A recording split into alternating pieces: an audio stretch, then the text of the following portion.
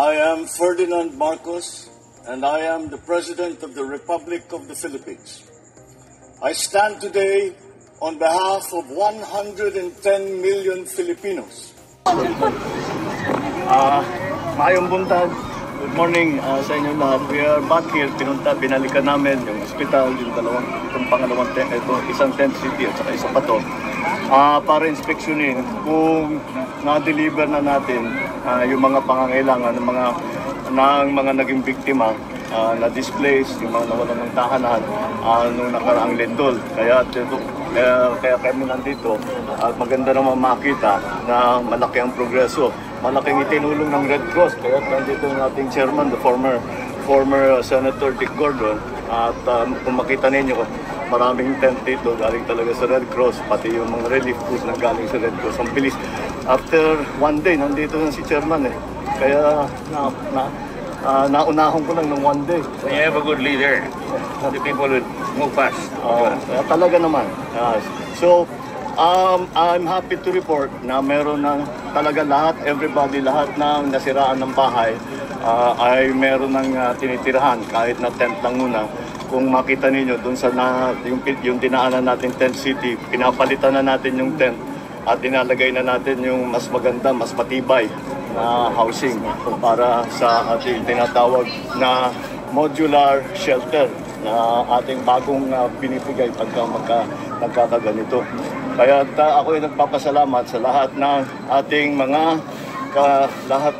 mga first responder, lahat ng ating mga volunteer, pati na yung mga agencies of government at maganda naman ang naging response. Siguro hindi naman tayo mapapahiya sa tao na sabi natin basta't may pangangailangan nandyan ang pamahalaan. Kaya hindi pa naman kagaya ng nasabi ko nung last time ako nandito, hindi ito naman minsanan lang, patuloy pa ito kung ano pa ang pangangailangan. Pati may magandang idea ang ginawa yung Red Cross, naglagay ng swimming pool para sa bata. Parang maliit lang na bagay, pero hindi. Dahil ang mga bata, kahit papano, talagang yanig ang isip nila. Dahil sa lindol, tapos nawalan ng bahay, tapos lumipat dito. At least nakita mo, tumatawa na naman, nagsisigaw. Malaking bagay yan para sa mental health ng ating mga kabataan. And you can tell that Red Cross talaga sanay na sanay sa ganitong klaseng trabaho. At hindi, iniisip pa lang namin, nagawa na nila. Kaya maraming salamat sa Red Cross, maraming salamat Sir Enrique. So, ganun ang situation report namin dito ngayon.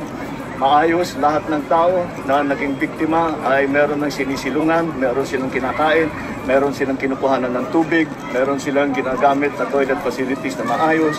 At lahat pa ng kung ano pa ang pangangailangan going forward ay nakapagbigay na rin tayo pati ng cash assistance. Cash assistance at saka yung construction materials. Nagbigay na ng construction materials pati ang DSUD. Ang DSUD ang nagbigay ng construction material para masimulan na ng ating mga kababayan na mag-reconstruct ng kanilang mga bahay, yung mga sira nila. Yung mga nawala talaga na bahay, yung papalikan natin. But for now, I think okay naman tayo. We'll keep working to make sure everybody's okay, everybody's healthy, everybody has what they need. Thank you very much. Thank you. Oh, di ba narinig niyo yun mga bes? We have a good leader, sabi ni Chairman Gordon ng Red Cross. Yan. Hindi makamarko sa mga yan, pero tingnan nyo naman. Nakikita kasi si PBBM na talagang masipag, magaling na pangulo. Kahit yung mga antay nga napapahanga talaga. Yung mga toxic lang hindi. Kasi ang puso mga yan, yan, pusong may sungay. So bahala kayo sa buhay nyo. Basta ang pangulo tutulungan kayo, yun lang, And of course, kudos sa kaya chairman na dating Senator Gordon, mga kababayan. Thank you sa mga lahat. Nandyan, buntot ang mga sekretary niya na naman. So, yun mga best, para kumpleto detalyado, panoorin nyo ito ng kabuuan. Eto na. Nakita nyo kung gaano kaalaga ang Pangulong Marcos Jr. Ayan, yung mga nakapila, kas-assistance yun, mga kababayan. Ora mismo, grabe. Ayan, bumalik ang Pangulo dyan sa Cebu. So, sa Bugo, sa Medellin, lahat natamaan ng 6.9 lindol. Saan kayo makakita niyan? Yan bang walang ginawa? Hindi nagtatrabaho ang Pangulo? Oh, yan o, kinakamayan o. Kala ko, sabi niyo, mga taga Cebu, puro DDS. Ay, hindi. Balik kayo kasi nanalo si Pangulong Marcos dyan nung last election. Di ba? Hindi 4K Bisaya ka, DDS ka na, no? Maraming Marcos loyalist na Bisaya, oy. Lalo na sa Davao. Oy, ang ganda ng sa loob ng bahay nila, oh. Mayroon tayong naunang video dyan, guys, ha? Yung modular house ito. Saan kayo makikita?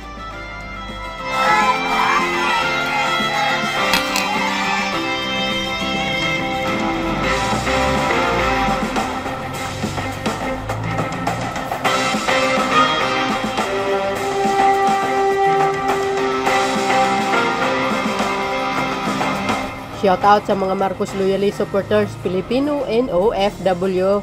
Siyempre mga kababayan, papasalamat tayo sa Red Cross, sa lahat, mga private sector na tumutulong.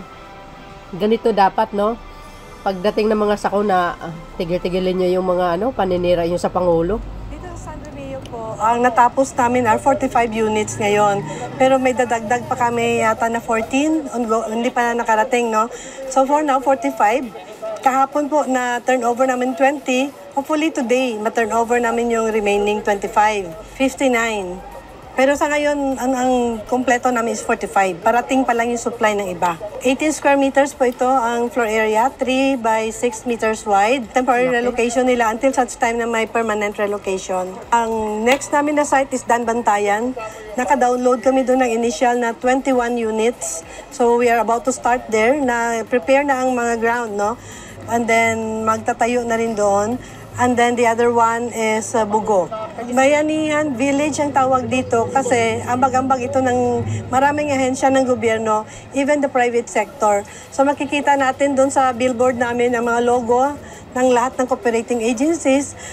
OCD is the major coordinating body sa lahat na nangyayari na to. DPWH prepare the ground, no? Silang ng ground. Kami sa DSUD kami naglagay ng bahay. And then, Dole, no? Hindi sila kasali ang Dole, na-print na kasi, pero malaking tulong po kasi sila nag-provide ng Dole Tupad na mga workers. The Armed Forces of the Philippines po, sila tumulong sa amin mag-unload, mag-load, mag-construct, no? Tumulong sila, naging additional contingent sila sa kulang na tao para matapos ito. So we had the Navy, the Air Force, the Army. We also have help from the Bureau of Fire, the police, marami pong tumulong. And of course, the SWD is the camp manager. Maraming tumulong po. Private sector po, yung mga kliyente ng DSUD. Nagbigay rin sila ng may 5 portalets dyan coming from SHEDA or Subdivision and Housing Developers Association, Wow. Central Visayas. Private po yan. Then may mga na-mock up tayo na bahay. Nagbigay din sila ng materials, no? Nagtumulong din sa pagtransport ng mga private sector po, tumulong sa amin. Ito po, tulong ng gobyerno sa mga nasalanta. Hindi tayo happy na may mga sakuna, pero we are happy to be of service, no? Actually, sa DSUD, first time po ito na itong binigay naming tulong, ang modular houses. Dati, ibang tulong na binibigay namin, we are not into quick response. Ngayon lang po, very first time ito in the whole country na Cebu. Ito na ngayon, makita natin yung modular units. And gagawin po din ito ng DSUD at other cooperating agencies sa Davao, kasunod po. Wow. There's 965 families here, 260 households located here. And yet these houses, which you see, smart houses, are for yung mga tao that are in the no-build zone. The rest are presently totally damaged houses. So right now, DSOD, together with DPWH, and thanks to the President Ferdinand Marcos, for giving us these houses. We're building, as of now, 67 houses to relocate the people that are in our no-build zones dito sa San Romeo. We're very grateful, no, for the visit of the President because every time the President goes around, he really gathers all the resources of the national government. I was also the mayor during Yolanda. and it took us weeks before we could get electricity, water into place. Now, in a matter of days, we were able to come up with the water, electricity, it's already in place. This is also with the help of the President. And so, I firmly believe that we will be able to surpass and survive this big problem, hopefully sooner than later. But I'm confident that we'll be able to survive, and not only that, it will take us a shorter period of time because during Yolanda, it took us 6 years before we were able to recover. Now, I hope and pray that we can do it in 3. It only took us 3-4 days before the current was able to come back. Problem lang is many of the business establishments, many of the houses, they had to check whether pwede na ba tap to electricity. They got a different source, but they were able to get current into place right away. Thank you to the National Electrification Authority and thank you to the President. Bakwet talaga pamilya, kiri buong pamilya. Para for safety, iniwan namin yung mga bahay namin. Bahala na yung magnanakaw. Pero basta for safety sa aming pamilya. Dito sa evacuation, okay naman. May binigay silang ganito, tent, tapos yung meals namin everyday. So far, okay naman. Hindi kami pinabayaan. President, sana matulungan nyo kami dito, kaming lahat ng, hindi lang kami dito sa San Remeo at pati na rin sa ibang nasalanta ng lindol. Sana matulungan nyo kami na bigyan lamang ng kunwari, assistance para pambili namin ng mga materialis pa makapatayo ng aming mga maliit na tirahan. Nadinig ko parang malakas na ganon. Na ano siya, na-crack yung pillar niya. Pag gano'n na, akin naman po yun, natulungan naman po kami na gano'n, yung access, yung care. May naman kami na-receive ganong tulong sa mga kasamahan naming mga pastor. Saka na tulungan niya kami sa tubig. Malaking tulong po yan sa amin, yung cash assistance na ibigay mo sa amin, President Bongbong Marcos, kasi malaking tulong yun sa aming pamilya. Ano po namin, sa pang-araw-araw namin para na kami magastos-gastos. Malaking tulong yun sa amin. Wow. Siyempre, natutuwa kasi doon sa una naming natitirhan, masakit ng namin, tilikuran. Ang bahay ko ay may sinkhole at wasak na wasak talaga ang bahay namin. Wala kaming nadala. Buti na lang sa tulong ng Diyos, safety naman sila. May sa dito, may sugat dito, at may dito, malaking iwa. Nagsalamat ako sa pagbibigay ng immediate response at natulong dito sa Smart House na matirhan na namin. Diba? Mahiram namin bali 1 taon upang makapagsimulat uli. Oh, di ba? Ang sosyal. Yan ang Pangulo ng Bansa. Mapagmahal talaga ito si PBBM, mga kababayan. Bakit kaya yung mga ibang Pangulo, hindi naman sila ganyan? Di ba? Sagad-sagaran yung talagang tulong na binigay niya. My goodness. Biro nyo. Yung modular house, ay hindi po madali lang yan gawin. Pero isang utos lang ng Pangulo, ora mismo. Ganda yung modular house, mga kababayan. Dapat yan ang binibigay sa mga squatter area. Pero yung mga squatter area sa Tondo, mayroon na silang pambansang pabahay. Malapit na pong matapos. And of course, itong modular house ay gagawin po sa Davao, sabi ni Madam, no? Yung regional director ng DSUD Region 12. So, napakaganda. Ay, 7 pala, Ay, napakaganda ito, mga bes. Aba, walang kahirap-hirap. Iniisip ko nga, mga kababayan, what if si PBBM, yung Pangulo nung time ng Yolanda, no? Siguro talagang walang kahirap-hirap. Ganda sana. Hindi po napapani sa mga relief good. Si PBBM, pag mayroong sakuna, talagang ang mga relief good, yung mga pagkain, laging on time. Everyday po yan. Narinig nyo naman siguro, na ang pagtulong ng Pangulo, of course, until na kumbaga makakabalik sila sa normal na buhay. O, di ba? Pero namamangha ako doon sa modular house, mga kababayan. Hindi ako makaget over. Kaganda. Kasi, dekada na po marami pong Pangulo na nagdaan. Pero never po tayo nakakita na ganitong modular house. Sabi nga ni Madam, ngayon lang po first time nangyari ng ganitong klaseng pagpapagawa ng modular house sa ating mga kababayan. Kasi yung mga ginagawa before is syempre, yung mga tent lang, no? Kaya sabi ko always, si PBBM maparaan. Magaling yung kanyang utak baga. Oh, di ba? Ganyan, world class ang dating sa mga evacuation center, mga bes, ang ganda. Oh, kaya abangan po natin ang mga magandang kaganapan.